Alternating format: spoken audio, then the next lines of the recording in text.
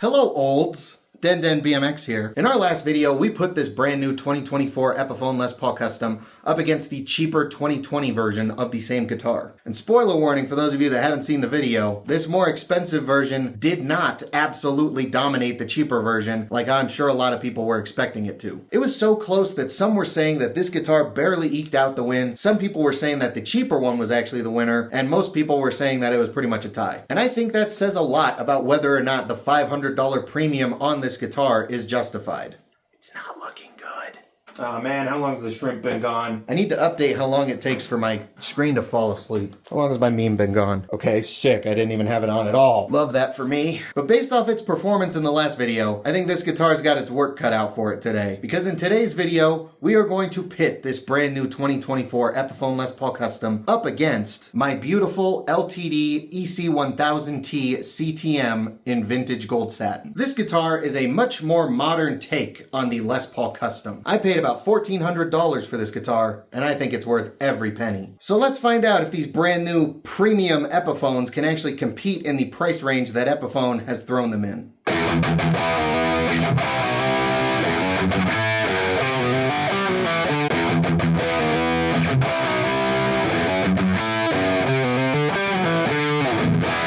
Before we talk about the specs on these guitars, I just want to say thank you guys for all the recent love and support you've shown me on all my videos, especially these recent Epiphone ones. It truly does get my heart bricked up. As always, if you guys go on to enjoy this video, definitely let me know and help out the engagement on this video by leaving a like, leave a comment, give me your thoughts and opinions, share the video around, and if you regularly watch this channel and you haven't already subscribed, then I'm going to tell Gibson to sue you. And I'm pretty sure they'll do it. It really doesn't take much for them to sue someone. You think the billion-dollar corporation isn't insecure enough to go after one single person? You should talk to Jericho Guitars about that. Like, I don't think you guys understand how litigious Gibson is. They'll sue you for looking at them the wrong way. You know, I was saying all that as a joke, but then I actually started thinking about it, and it's so lame. It's like so lame how none of that was a joke. That will actually happen. Like, honestly, they'll probably go after me for saying that now. Oh, but yeah, subscribe. We're on the road to 20,000 subs. If you do, maybe Gibson won't sue me. But I'm done being a tool for now. Let's talk about the specs on these guitars. Which one should we start with? I guess we'll start off with the underdog here. We'll start off with this 2024 Epiphone Les Paul Custom. This is going to be the third time I've said the specs of this guitar out loud. If you don't know it already, I can't help you. Now, this guitar has a mahogany body with a maple cap. It has a mahogany neck with an ebony fingerboard. It has the Gibson open book headstock. It comes with a Graphtec nut. The Epiphone inlay, the big beautiful diamond inlay, and the inlays on the fretboard are all made of real mother of pearl. It has a one-piece neck. This guitar comes with Grover tuners. Not only did they almost ruin the look of this guitar by using the kidney button shape, but this particular set of Grovers kinda sucks. I got a lot of comments in the last video when I said that, saying that it probably was actually the nut that's causing the tuning instability, but I can't really telegraph to you guys how sensitive these tuners are. It seems like if I breathe on them a little too hard, they'll move. Like, they're not stable at all. Anywhooser, it's got 22 medium jumbo frets, as is tradition. This guitar comes with a lock-tone stop bar bridge and tailpiece. It comes with Gibson 490R and 498T humbuckers. It comes with a Switchcraft switch. It comes with a Switchcraft jack. Did I almost hit it this time? I didn't. I'm far away enough this time. It comes with 4 CTS pots that are kinda sorta hand-wired, but they also use the quick connect stuff in there. What else have I missed? Oh yeah, it's got a long neck tenon. And lastly, they claim the neck shape on this guitar is a 50s medium C, but I would argue that it is just a little bit thinner than that. So it is a chunkier neck, but it's not the chunkiest one I've ever felt. It's definitely no Zakk Wylde Epiphone. And the total weight of this guitar is 8.9 ounces. I think that's it. I think I got it all this time. So yeah, that's the Epiphone. That's the challenger in today's video. Nope, I see you going away. Moving on to my LTD EC-1000T CTM in vintage gold satin. Now, this modern iteration of the Les Paul Custom, this beautiful beast named Ruth, she also comes with a mahogany body and a maple cap, except on this guitar, it comes chambered. But you wouldn't be able to tell that, especially to this guitar that we're comparing today, because even though this guitar is essentially hollowed out on the inside, it is heavy. Like, if this guitar wasn't chambered, it'd probably be like 14 pounds. It's kind of crazy. Like, if I told you one of these guitars was chambered, you would think this is the guitar that's chambered because of how light it is. But no, it's this one. But despite that, it's pretty dang heavy. The neck of this guitar is also made out of mahogany, and the fretboard is also made out of ebony. And then as you can see on the back here, instead of just gluing in the neck and leaving it like that, they carve it out right here so that it's more similar to a neck through design, and they call it a set through neck. And this is like my favorite part of this guitar because the upper fret access it gives you is pretty freaking nice. Moving on down, this has just a regular old plastic nut, which is like the one spec on LTDs that everyone is like,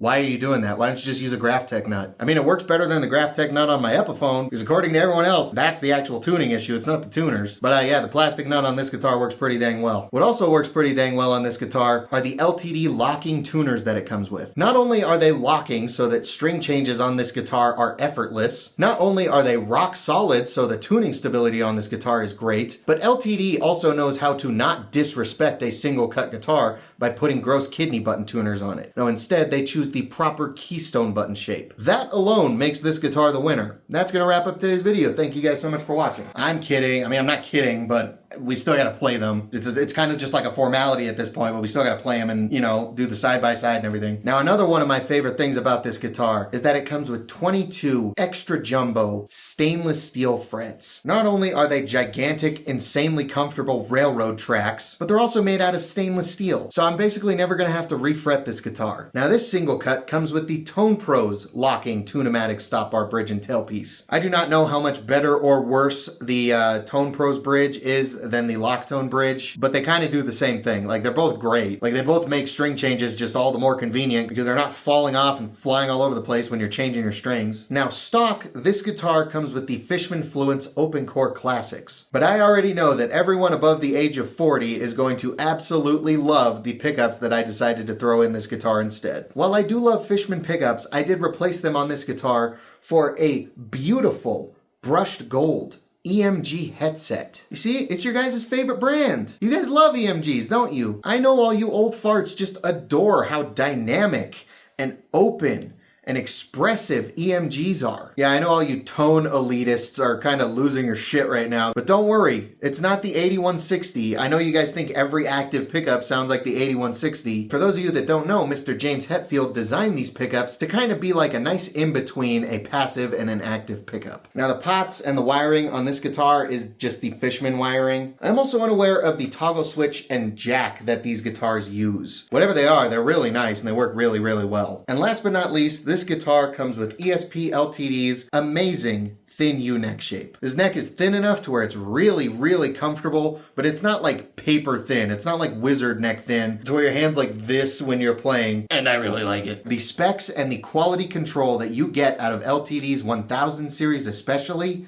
is insane. If we're comparing just the quality control of LTD and Epiphone, then LTD spanks Epiphone. But that is going to wrap up the specs portion of today's video, and thank God, because I can feel that I've talked far too long. Let's actually go play these guitars, and let's see if these new premium Epiphones can even compete with the beast known as LTD's EC-1000 series. What are you doing, son? You want to say hi to everybody? Come here, puppy. Oh, say hello, elders. I only have one eye. Subscribe, you piece of shit. Mwah. Thank you. All right.